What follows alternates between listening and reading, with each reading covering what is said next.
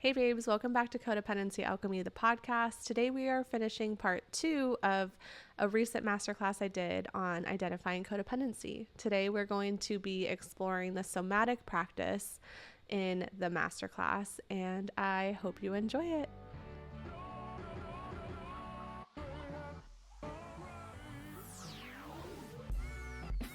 So we're going to go ahead and go into a somatic inventory is what I like to call it. What I'm going to do with you guys, this is where we're going to close our eyes down a few different times, 3 different times to be exact. The first time we're going to close our eyes down, I'm just going to orient you to the practice that we're going to do right now. The first time we close our eyes down, I'm going to say 5 different words.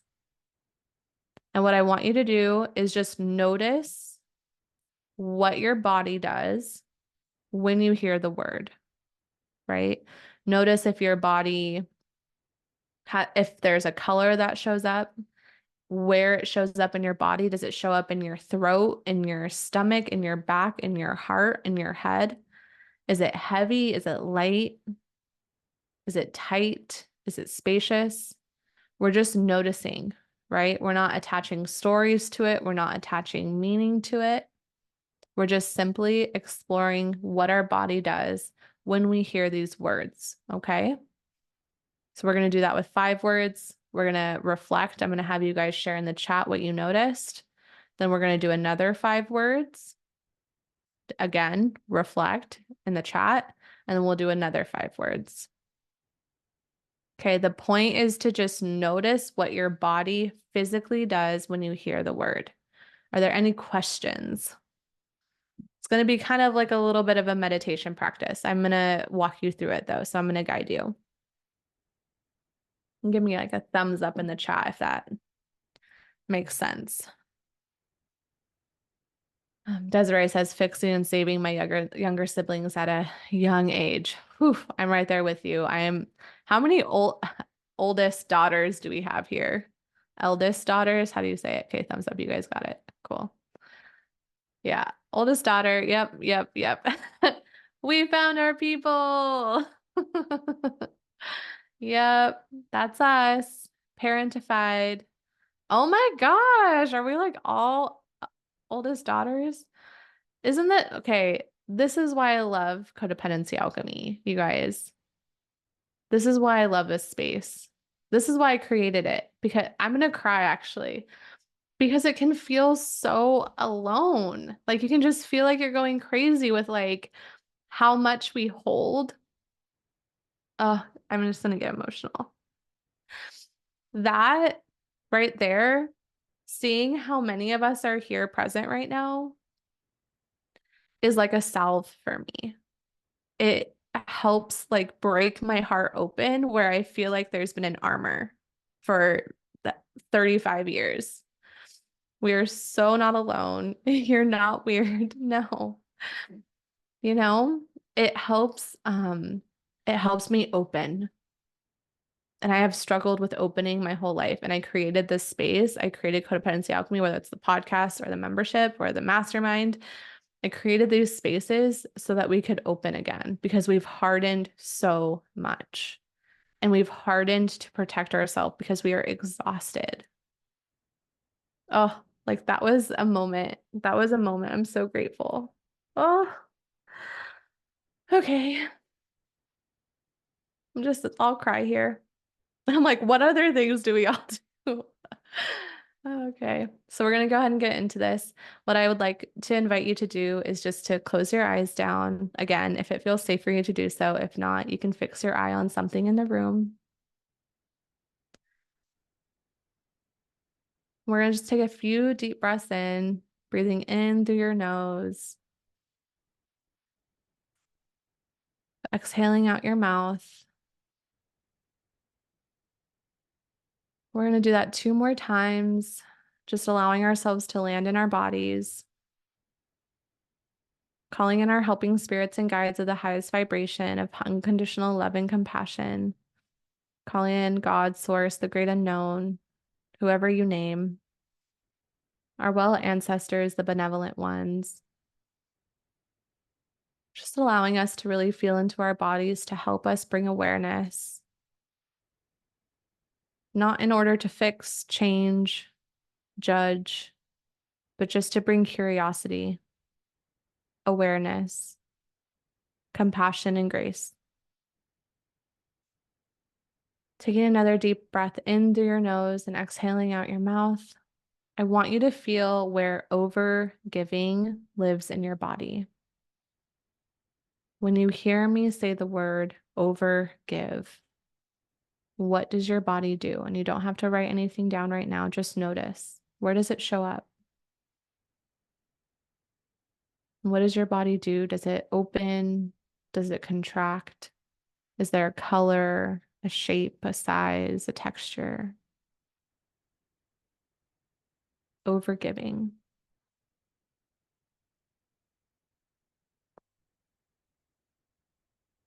Just taking a moment to acknowledge it by saying, I see you.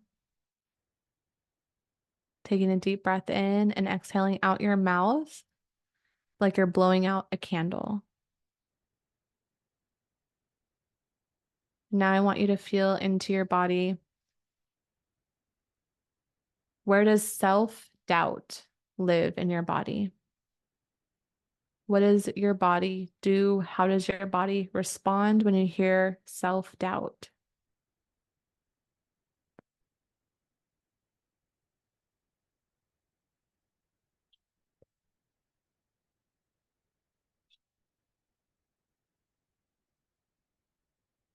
Just notice what colors, textures, size, density, where it shows up in your body.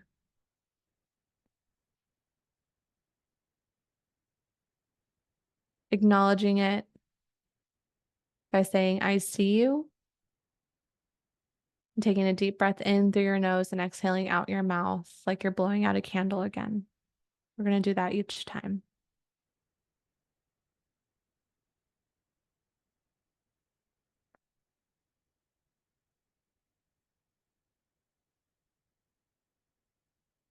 Next is worry.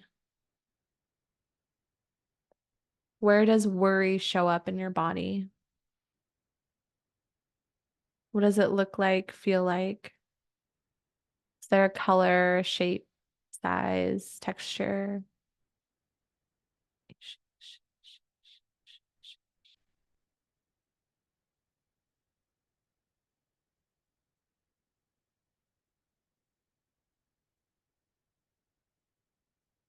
Taking a deep breath in through your nose, witnessing it by saying, I see you, and exhaling out your mouth like you're blowing out a candle.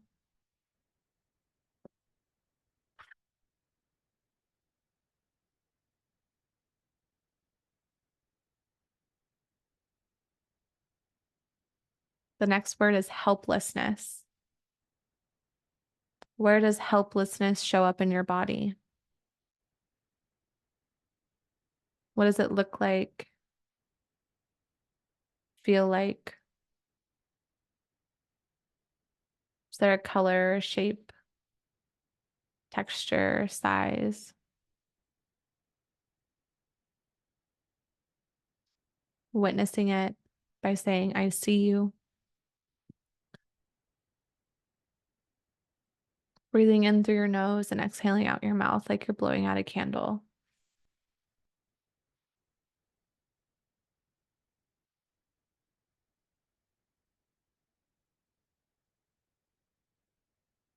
Last one for this round, codependence. Where does codependency show up in your body? Does it have a color, a shape, a texture, a size, density? Just notice without trying to change or fix or judge, validating it by witnessing it. I see you. Breathing in through your nose and exhaling out your mouth like you're blowing out a candle.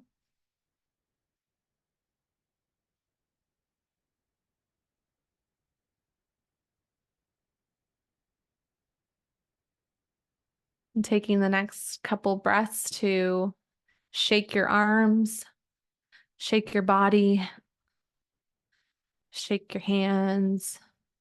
You can even stand up and jump a few times if you feel like you really need to shake, whatever you need to do.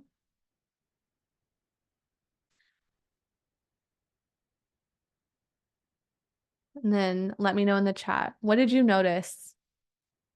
Maybe you don't write down every single one and every single color for every single one, but just generally, how did these words, when I said them, how did they feel in your body? What did you notice? Was there a color that stood out? Was there a heaviness or a lightness? Where did these things show up in your body? Did they show up in your belly and your heart and your back and your throat? Worry and hopelessness gave me knots in my stomach. I see you. Was there a color associated with the knots? Overgiving, tight throat. Yeah. Where are we not speaking our boundaries, right? Articulating, enforcing them. Makes sense why there might be tightness in the throat. What else? Overgiving, my left hand tingling. Ooh, interesting. My heart and throat closing up and panicking. Mm-hmm. So I'm noticing a theme of tightness, closing up, throat, knots. Helplessness was numbing in my legs. Yeah, dull, hollow, sinking gray sensations, mostly in stomach.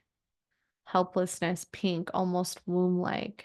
Codependence, nervous system dysregulated.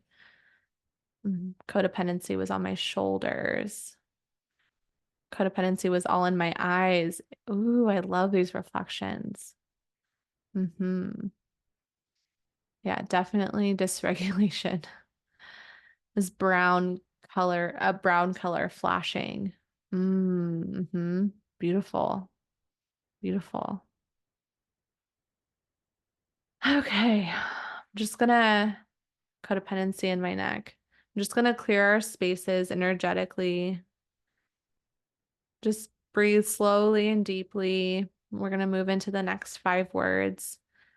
Remember, the intention for this is just to bring awareness what our body does when we speak some of these codependent patterns in our bodies, just noticing the shrinking, the tightness, the contraction, right? The knots, a lot of like crunching inward, closing. And when you feel ready to go into the next set of words, just clearing your space.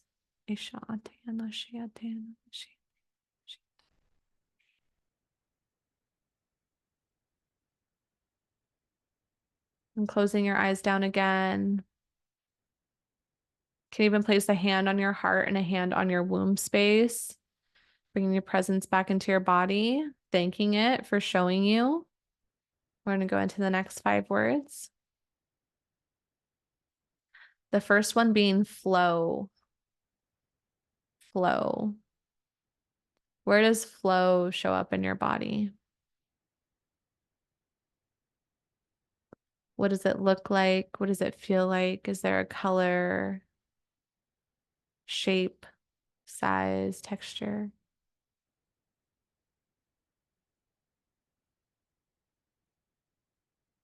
Taking a deep breath in through your nose and exhaling out your mouth like you're blowing out a candle. Thanking it for showing you.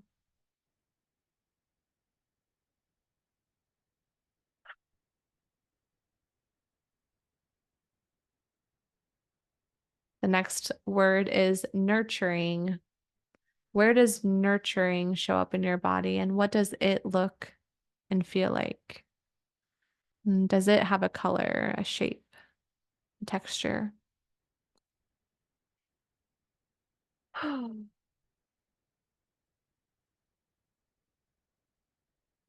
Thanking it for showing you its presence. Breathing in through your nose and exhaling out your mouth. The next word is creativity. Where does creativity show up in your body? Does it have a color, a shape, a texture, a size? Just notice how it feels. Thanking it for its presence and showing you. And breathing in through your nose and out through your mouth like you're blowing out a candle.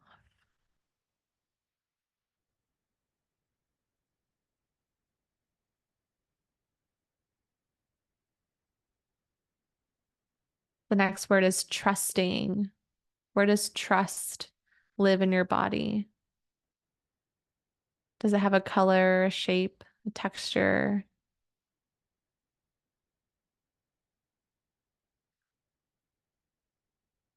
Thanking it for its presence.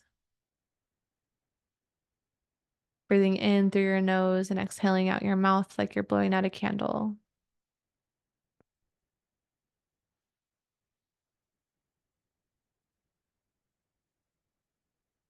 And the last one in this set of words, desire.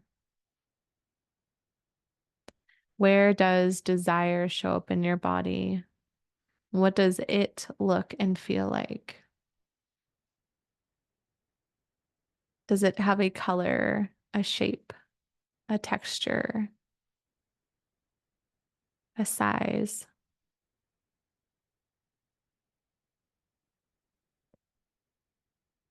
Thanking it for its presence, and breathing in through your nose and exhaling out your mouth.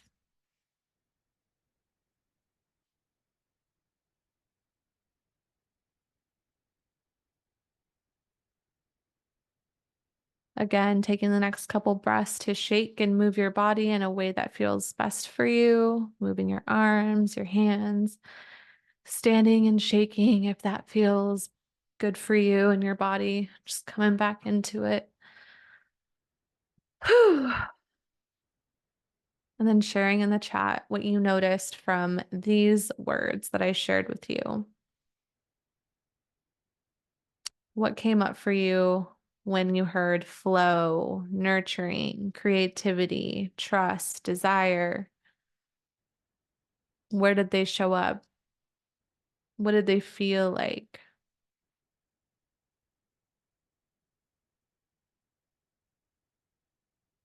Trust hit really hard. My body started feeling super heavy and it felt as if I couldn't breathe. Thank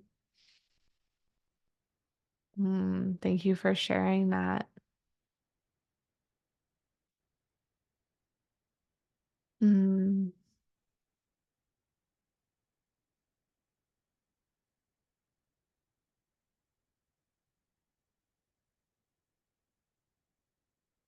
We want to notice, well, I'll wait for you guys actually. Did I go too far?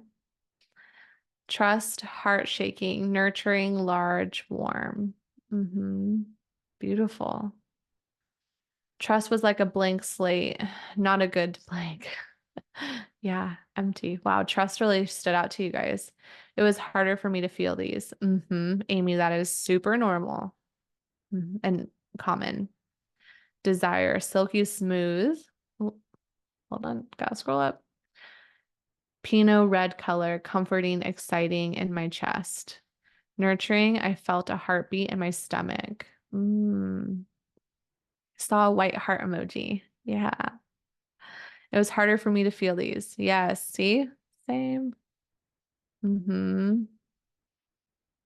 Sarah said same. Creativity was a golden light. A light was light, a golden light. De desire in my core, flow all over water. Beautiful. Water element coming in. Beautiful. So if you brought your journal, I would definitely encourage you guys to just take note of the similarities and the differences that you felt with these two sets of words, right? These two different groups. Remembering that there isn't a right or a wrong way to feel or experience these types of sensations.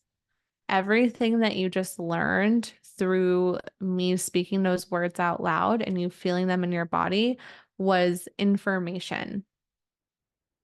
So the reason why I think the work that I do around codependency and healing the mother wound is so profound for the people in the membership and the mastermind is because we start moving out of the logistical knowledge piece, even though that's important through the shadow work and creating awareness around the root of the pattern.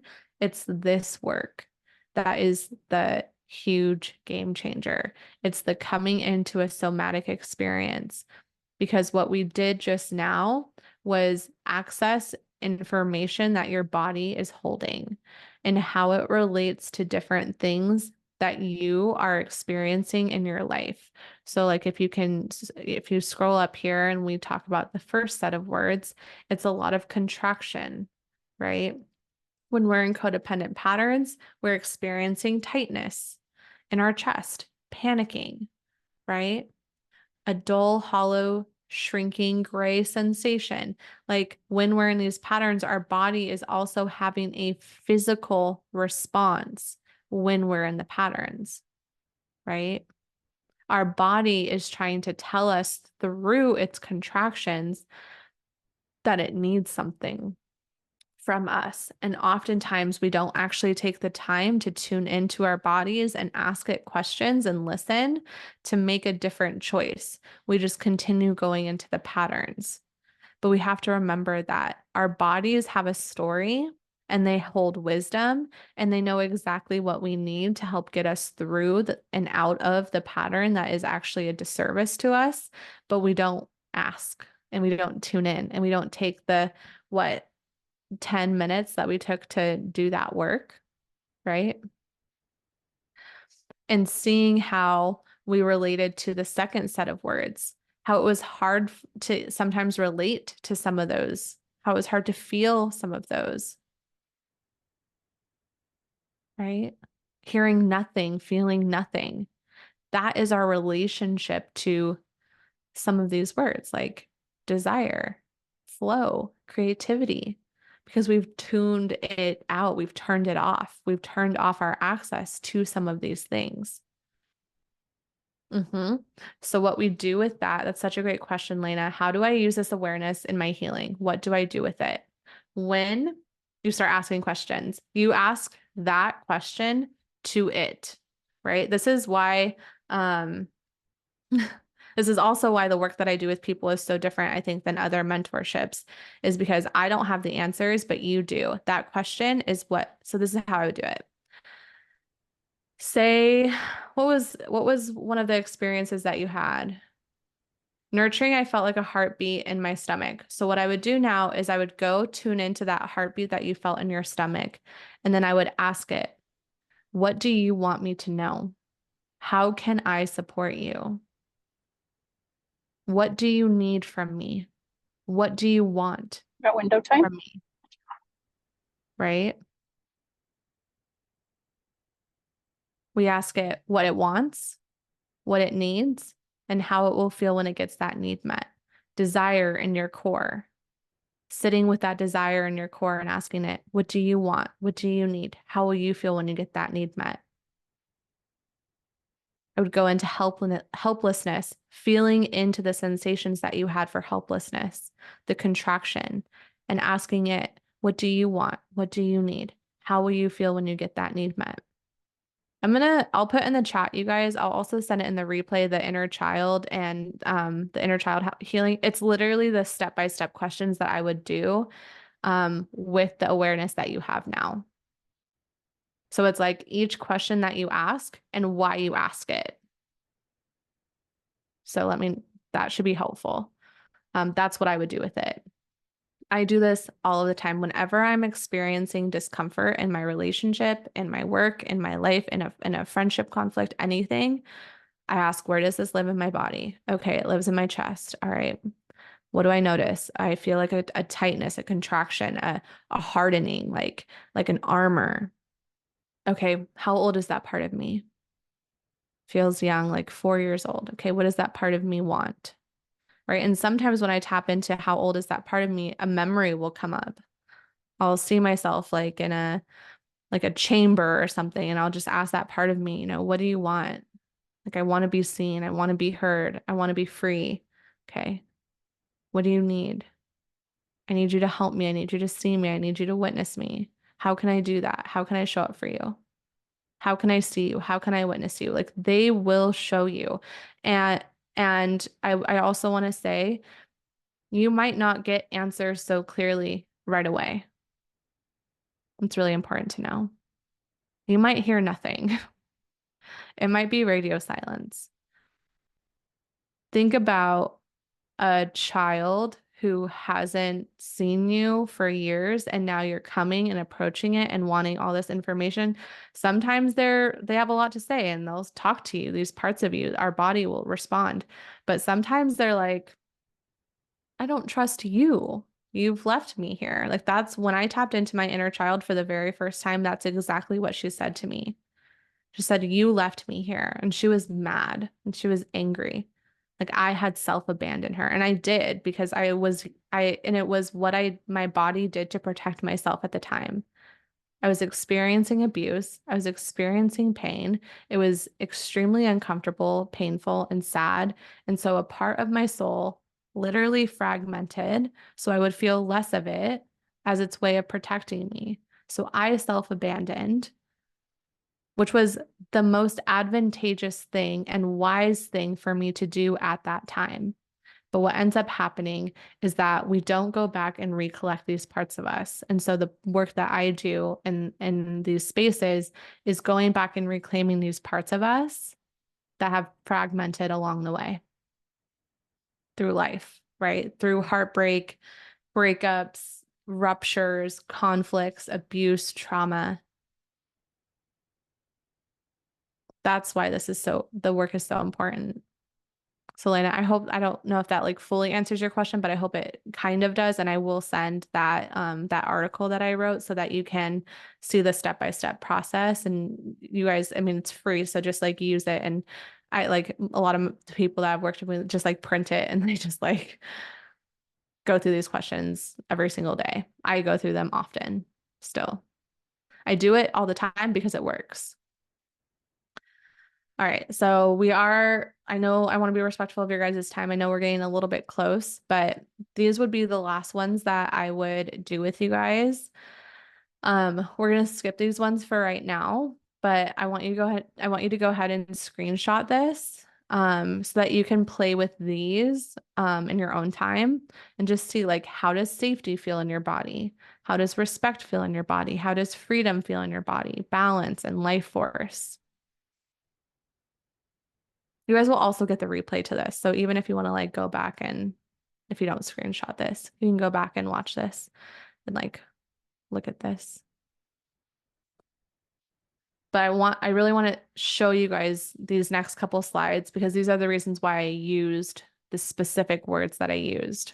And it gives you the roadmap, if you will, from where we're at to where we're going.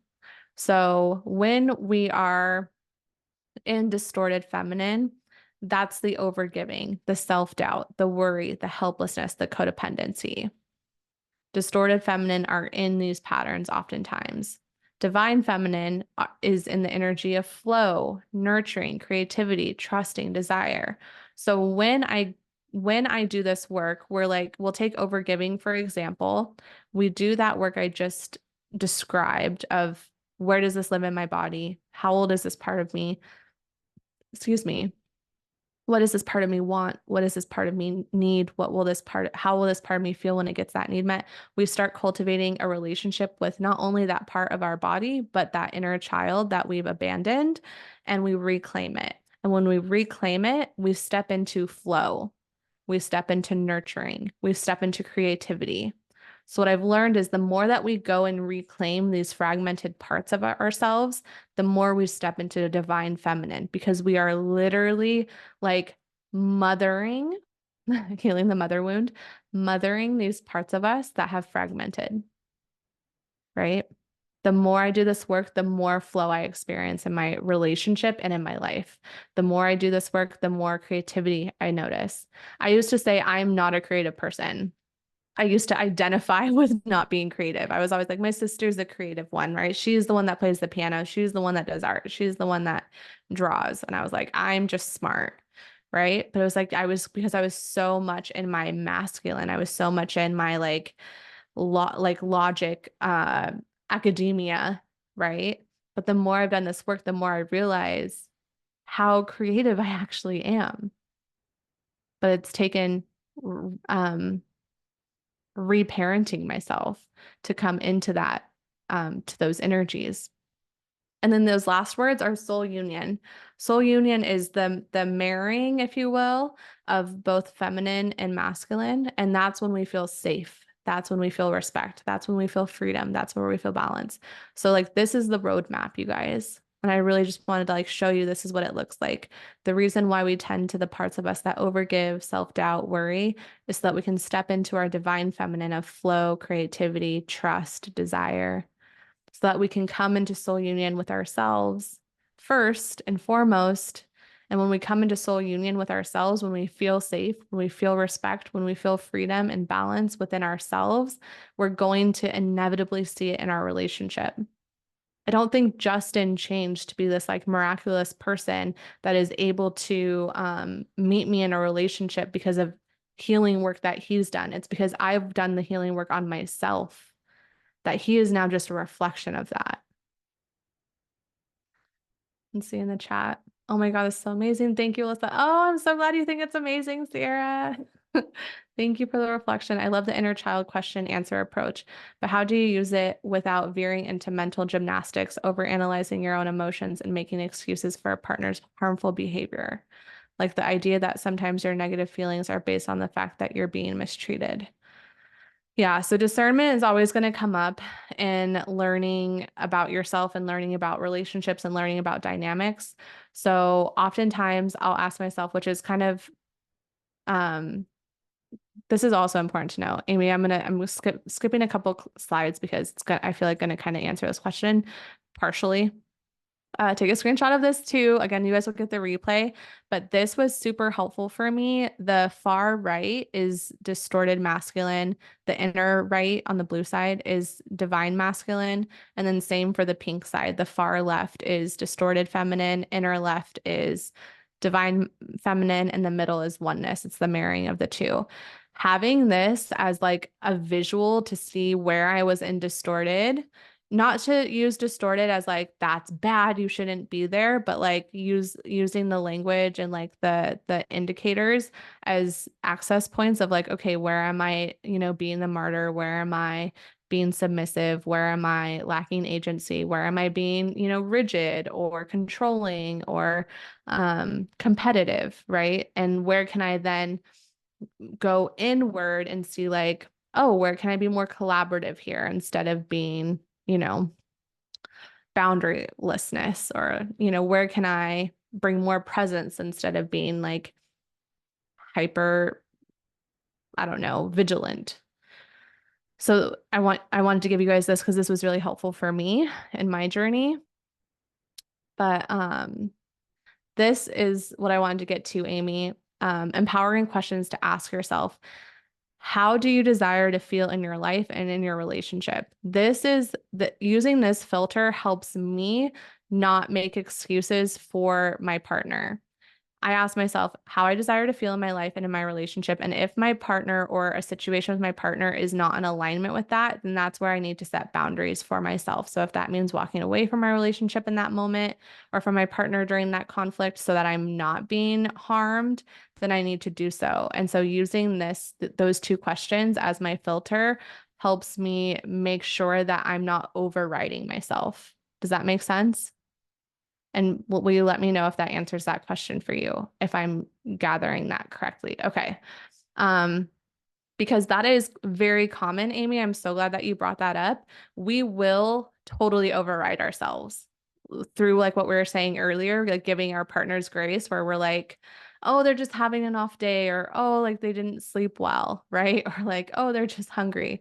But like just because they didn't sleep well, they're tired, they're hungry, doesn't give them like a pass for treating you poorly.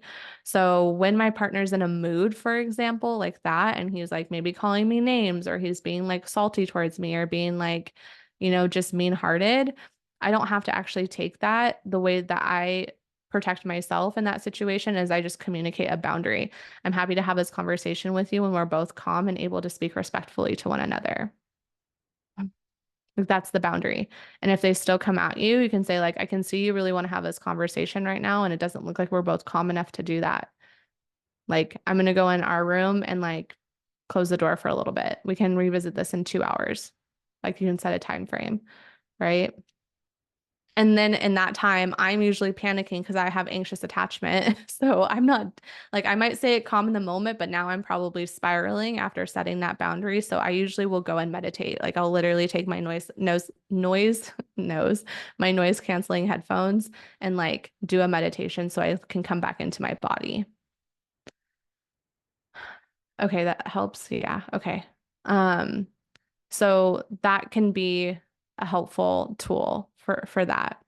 Um, what I also like to ask myself is like, where am I already experiencing that in my life? And then if I'm not experiencing that, what can support me in feeling that way right now? So sometimes that's, going for a walk, um, making a cup of tea, drawing myself a bath. Like if I'm feeling chaotic, before this masterclass, for example, I met up with some amazing people, and it was just like so much magical energy was taking place and so much connection, but my body was like buzzing, right? It was buzzing, and it wasn't like buzzing in a negative way, but it was a lot of energy. And so it's like, okay, I don't want to go into this masterclass feeling like I'm like vibrating. I want to go into this masterclass feeling grounded and rooted. That's how I desire to feel right now. So what can help support me in feeling that way? And I went and laid under the tree in my yard and just sat there for 10 minutes and like grounded, right? That's what healing codependency really is. It's taking responsibility for your life and how you desire to feel, and stop and not waiting for somebody else to be a certain way in order for us to access that. Does that make sense? Let me know in the chat. I feel like I'm starting to lose my voice, but hopefully this is helpful. And thank you guys for being so graceful with me going over on time.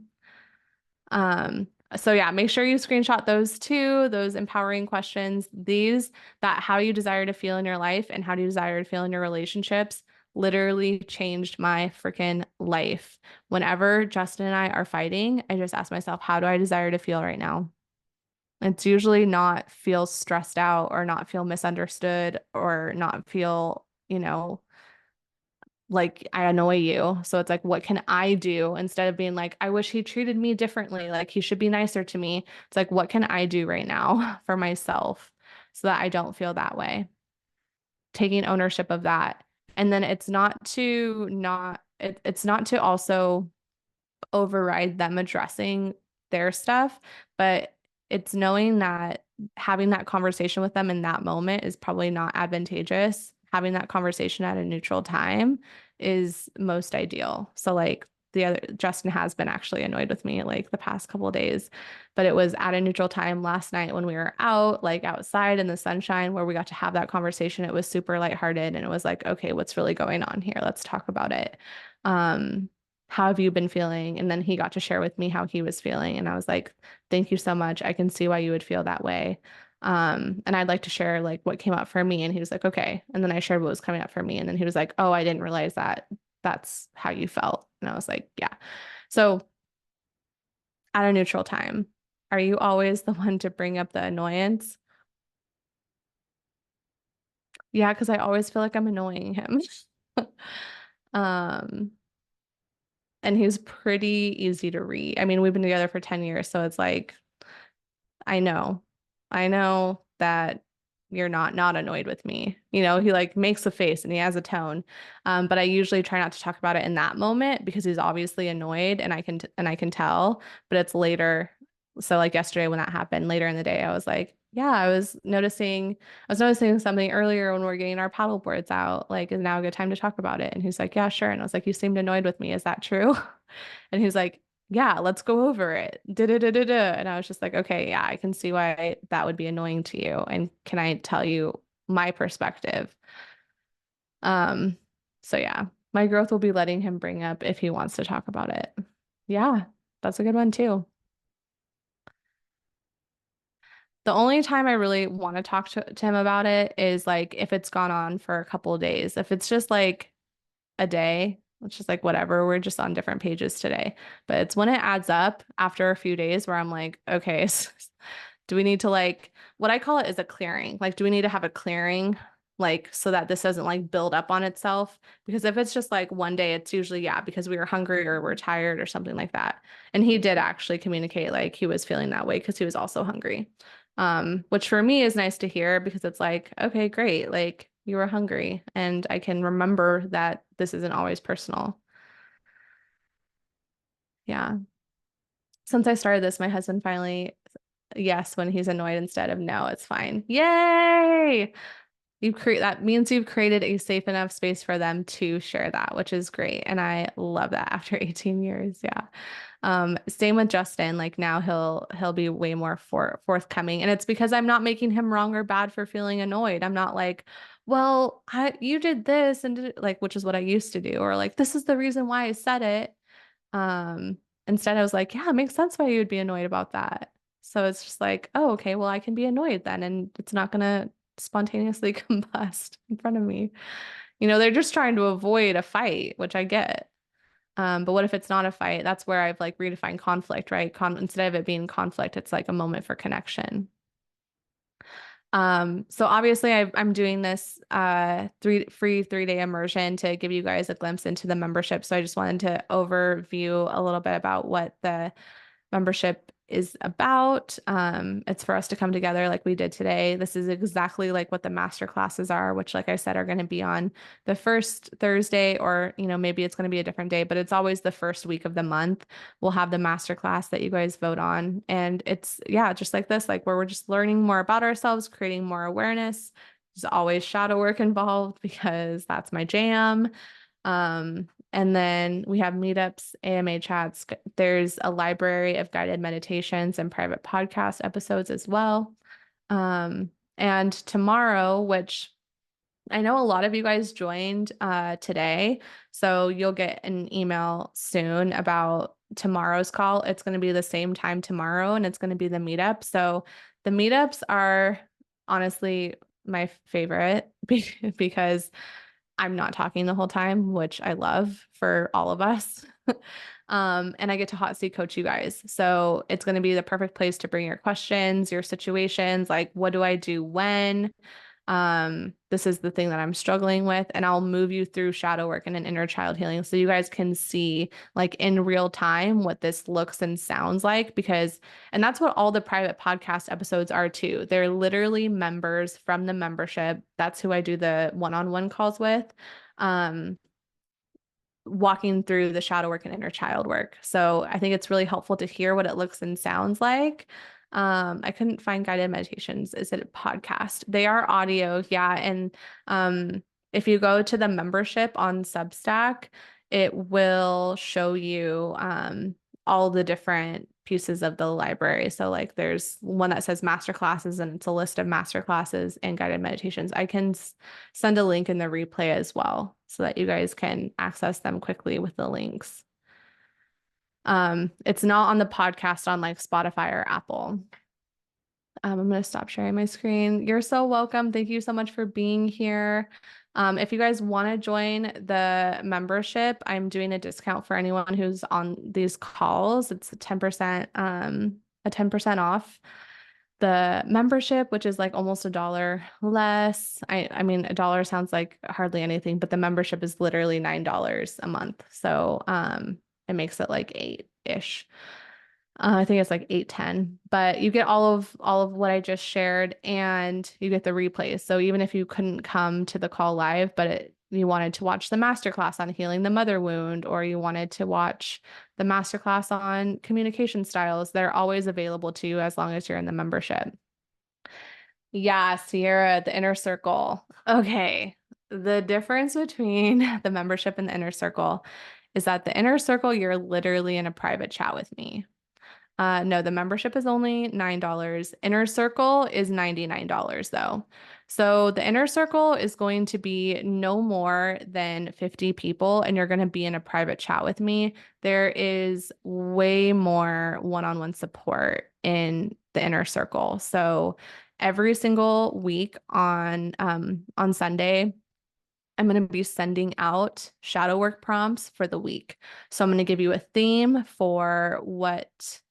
um, for what we're going to be playing with or exploring that week and giving you shadow work prompts to journal on. And then you'll get community because you guys will do discussions in the private chat where it's like, this is what came through with my shadow work prompt. And if you're stuck on it, like I'm going to be there supporting you. I'm going to be like, okay, if you're stuck here, then answer this question, answer this question.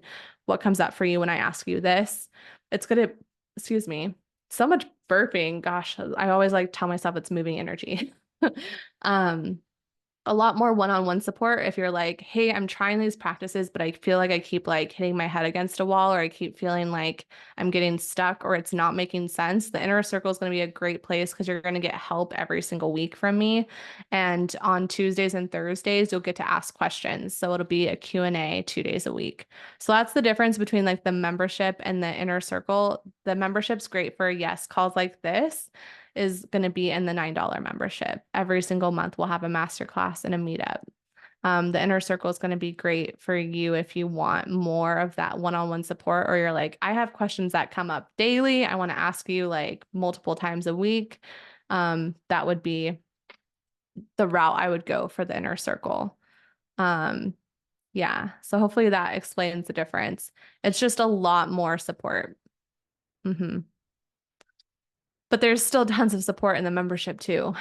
So yeah, make sure you use that link. I'll put it in the chat again to get 10% off the membership. And if you're like, okay, actually the inner circle sounds like where I'm at right now. I want that that deep dive. We're going to be doing monthly energy healings, Q&A days. Then let me know and I can get you a link to that. Awesome. I'll see you guys tomorrow. It'll be the meetup. So it'll be hot seat coaching. Bring your questions, bring things that you want support on. Um, please bring something because otherwise I'm just going to sit here and look at you guys and be like, hello. I don't have any tricks or anything like that. So it'll be really boring if you guys don't bring anything. But that's what I have for you all. And thank you all for being here and for your grace again for me going literally way over. I must have really gone off topic a couple times, but I love you all so much. I'm glad you guys got support on this, and I will see you tomorrow. Bye. You're so welcome. Bye. Love you too, Desiree. See you tomorrow. Hey babes, I hope you enjoyed this masterclass as much as I enjoyed leading it. I love opportunities to be in the room with you guys where we get to banter back and forth.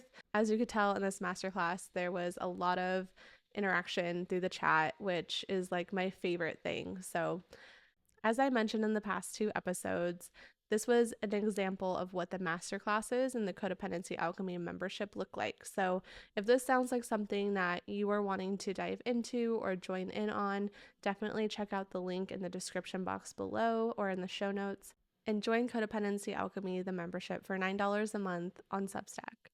I hope to see you guys there.